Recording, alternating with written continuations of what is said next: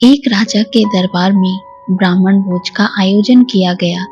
56 भोग महल के खुले आंगन में बनवाए गए।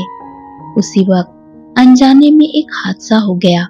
खुले में पक रही रसोई के ऊपर एक चील अपने पंजे में जिंदा सांप दबोचकर निकल रही थी। सांप ने चील के पंजों से छुटकारा पाने के लिए फुफकार भरी और साथ ही जहर उगला। उसके मुख से निकले जहर की कुछ बूंदें पाकशाला में पक रही रसोई के व्यंजनों में गिर गई। जहरीले भोजन के खाने से सभी ब्राह्मण काल के गाल में समा गए। जब राजा को यह बात पता चली तो ब्रह्म हत्या के पाप ने उसको दुखी कर डाला। ऐसे में सबसे ज्यादा मुश्किल खड़ी हो गई यमराज के लिए कि आखिर इस पाप का भागी कौन है और ब्रह्म हत्या के पाप के लिए किसको दंड दिया जाए।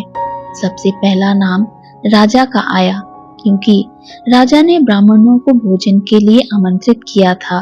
यमराज के मन में दूसरा नाम आया रसोइये का, जिसने ब्राह्मणों के लिए महाप्रसाद तैयार किया था। तीसरा ख्याल चील का आया, जो सांप को पकड़कर ले जा रही थी। सबसे अंत में यमराज ने सांप के पाप पर विचार किया।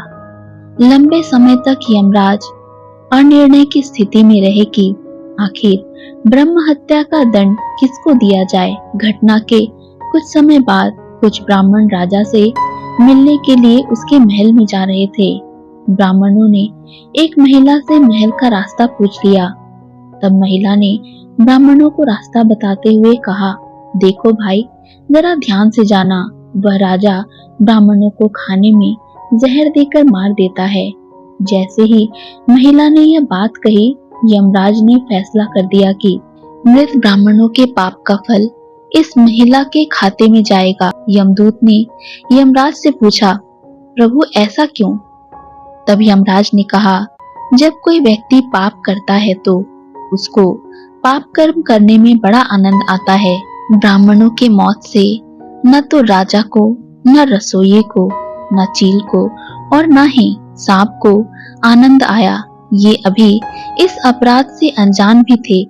महापाप की इस दुर्घटना का इस महिला ने जोर शोर से बखान कर जरूर मजा लिया, इसलिए ब्रह्म हत्या का यह पाप इसके खाते में जाएगा।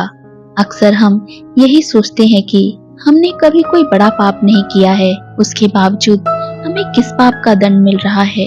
यह दंड वही होता है जो हम परनिंदा का पाप कर संचित करते हैं।